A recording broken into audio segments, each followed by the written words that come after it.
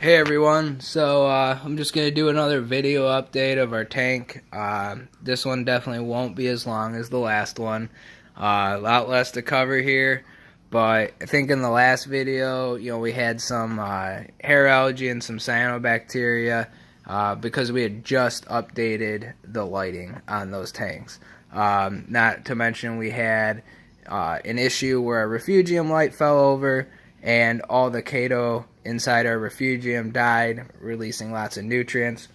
At the time that I shot the last video, the parameters were back to normal, but I don't chase after things. I'm not gonna, start pulling rocks and dipping them in peroxide or any of that stuff. That's not the way I reef. Yeah, so I mean, I left things as they were with the parameters in the right, at the right levels, and just waited. And sure enough, it's been like this for weeks. The rocks are clean, the corals are happy. All I did was make sure that my water chemistry stayed where it needed to be, let the new lights do their thing, and I added a long spine urchin. He's right in there. You can just barely see him. It's very hard to shoot for this tank on the phone. But yeah, that was it. I have like 4 turbo snails in here and a couple of trochus snails and the urchin. I let them do their job, and sure enough, as they slowly ate away at it, the skimmer would pick up the waste, and the algae wasn't growing back as fast because the parameters were in check. So that's always been kind of my mentality. I'm not going to panic. I'm not going to, go crazy, spend a bunch of money on some sort of treatment and just to have it happen again. Stability is key. Everyone knows that, right? So I just kept things stable and let it run its course. Every time I've set up a new tank, there's always been like this little burst of hair algae after the cycle. And this time I could kind of blame the hair algae on a couple events. The poor lighting that we had before, because we had a little bit of a lighting emergency, and the light falling off our refugium and causing all the chaeto to die. Those were 2 major events that definitely caused a little instability, right? And so yeah, things have been going really well. I think maybe that Monty's new since the last video. Let's see here. Maybe this torch coral over here.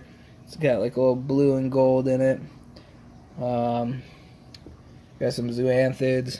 I accidentally broke a few of my corals, and they are on frag plugs. Got a frag swap to go to tomorrow. Maybe some. I can line up some buyers for those and bring them. But yeah, the tank's been running well. I probably could have cleaned the glass a little better before I started shooting this video. There's a few water drops on the outside of the tank that have been dried up. Still liking the Reef breeders a lot, actually. They're working out great. I'm very happy with them.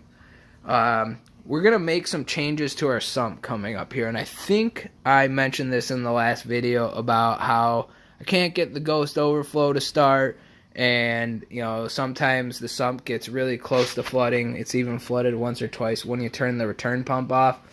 And so what I've kind of come up with is, when I turn the pump on, the water level doesn't get high enough above the primary drain to create enough pressure for the siphon to start.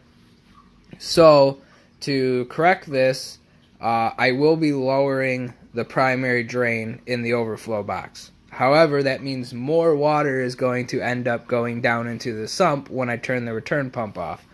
And to do that, I'm going to lower my baffles in the sump. The sump will hold less water normally, but when the return pump turns off, there will be more headspace in the sump to take extra water on. So I haven't quite decided how I'm going to do this yet. Plan A was to just turn the return pump off, drain a lot of water from the sump, try to use some fishing line to remove the silicone from the top parts of the baffles, and then I was just going to score and hopefully break like an inch or two off each baffle. And sounds complicated. I mean, I've scored and broken glass before, and I feel like as long as you have equal pressure along the length of the glass, you're going to get a good break.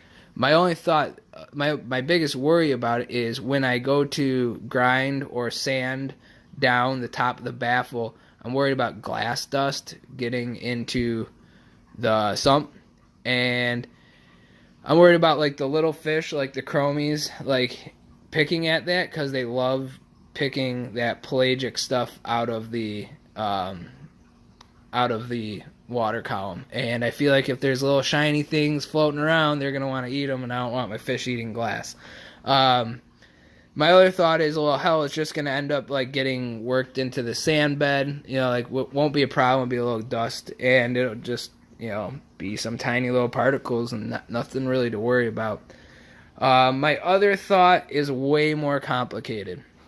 So the sump does not fit out of the stand the way the stand is kept normally. I have to put another brace in off center so that I can remove the center brace, and that allows me to remove the sump.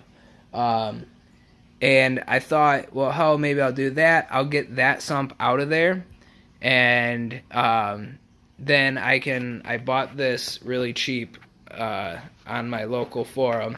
This is another 75 gallon. This 75 gallon is 2 inches taller than my other 75 gallon sump. So it'll fit. I can make it work. It's gonna be a pain in the ass. And I figured if I get the other sump out, I can put this one in there, and maybe I don't care about baffles or anything for a week while I make the changes, and then a week later we'll drain this one, remove it, and put our old sump, the one that's under there now, back in after the changes, and that would do it. But I don't know, I'm very much so leaning towards plan A. I figured maybe I could put like some filter floss in the very last baffle of my tank, so hopefully the filter floss would get like almost all, if not all, of the sorry, dropping the camera there, all of the glass dust from the grinding. So yeah, if any of you guys have any experience with you know, getting past those hurdles, let me know. I don't know, I you know, having a sump custom built so expensive. I've always just repurposed an old fish tank for a sump, but having a tank that's so wide, like as this one's 72 inches by 30 inches wide, and you know, there's a lot of water that comes down when you turn that return pump off. It's got to be a good like 10 gallons or so, that 10 gallons of extra water that ends up in your sump. And I think the way we have our sump set up now, I mean, 10 gallons is about all it can handle. And if I'm going to adjust that main overflow to be lower, that means more water is coming down there, and I've got to make changes to the sump before I can make changes to the drains. So yeah, I don't know. It's a lot to think about. I'm not in a rush right now. If you turn the return pump off, it doesn't flood, but it doesn't restart on its own, which means you've got to remove the standpipe for the main drain, let the siphon get started, and then replace the standpipe. It's not the end of the world. It works for us now. We don't even turn the return pump off for feeding because the return pump is so little amount of flow for this tank. We just have the power heads turn off, and I mean, where we put the food in the tank and the way I have my return lines positioned, the food doesn't really end up going down the back of down into the overflow box. So yeah, that's pretty much it. I don't think we've added any fish since the last time I shot a video. Maybe our Melanaris wrasse is new since then. Actually, I think he was brand new when I shot the last video. So he's been doing good. He stopped picking on all of our snails.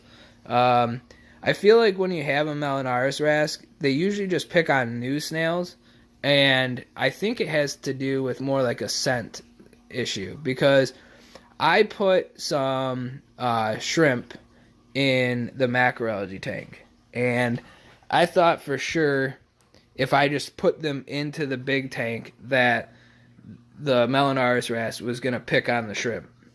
But I put them in the macroalgae tank for I think it was about a week, and then I put them in the big tank, and they're all still in there. Unfortunately, in the past when I've had like skunk cleaner shrimps and peppermint shrimps, they haven't been like shy. You know, they've always been out and about. But nope, they like to all hang out in this cave where the urchin is now. So, you know, there's that. I don't know if it's just because in the past I haven't had tanks that were this large with such large caves and archways in it. But, you know, yeah, I hope he doesn't become a problem. This isn't my first Melanaris wrasse. Back in the day, I had a 90-gallon, and it had a Melanaris wrasse in it, and everything was fine with it. So yeah, I mean, one downside is we did lose our 2 seahorses. So the male went first, and then not too long after that, the female was gone. So this tank sits empty with, I think there's 2 peppermint shrimp in there, and we have like 1 trochus snail right there. There's probably few more trochus snails in there somewhere. But yeah, we're kind of thinking maybe we don't do seahorses in this tank. Maybe we do. We still want to do the garden eels. We had success with them in the past, and you know they're cool. They're something that's really interesting to watch. But we also thought that hey, maybe we'll just do like a school of Banggai cardinals in here or something for a while. So we have a Banggai cardinal in our big tank. I think it'd be cool to do like a school of them. See what happens with that. I don't know. We're not in a rush with fish. I think we're gonna focus on coral here for the next few months.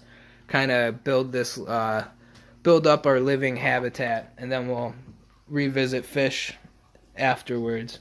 So yeah, well, I mean, you know, thanks for watching again. I guess, yeah, the cabinet doors. Almost forgot about that. I almost got around to doing those cabinet doors between Christmas and New Year's.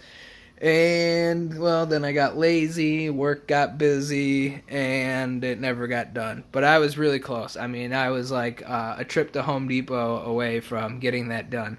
I have a friend who's a Finnish carpenter who will let me use his shop to mill up all the stiles and rails for it, and you know, that's some equipment I don't have, but yeah, I mean, I've got a place to do it. I have the means to do it. I just haven't had the motivation to do it. So yeah, pretty soon here we'll get these cabinet doors on here. I think we're planning on having some family over for Easter, and well, if that ends up being the case, they will definitely be cabinet doors on this tank by then. So yeah, that might be that might be the motivation I need. So yeah, let me know if you have any questions about the tank.